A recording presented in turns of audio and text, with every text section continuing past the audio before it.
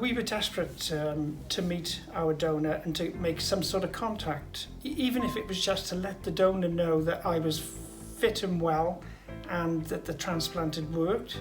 And if ever there was a chance to meet my donor, that would have been even better.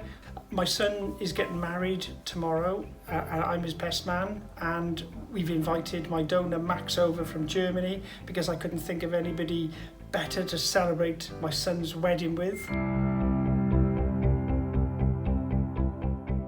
When I was told I had a match, it wasn't like, yeah, brilliant.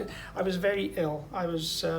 This was sort of summertime of 2011, and my consultant had told me that they're trying very desperately, the exact words, to stop you dying of Hodgkin's. You might not see this Christmas, possibly not, unless we can find you a match. So it was quite serious, it was very serious. A couple of weeks prior to the bone marrow registry finding a match for me, my sister sadly passed away. She had acute myeloid leukemia.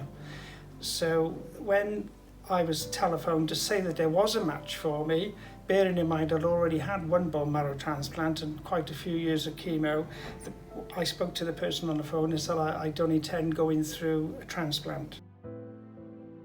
I was just prolonging my family's agony.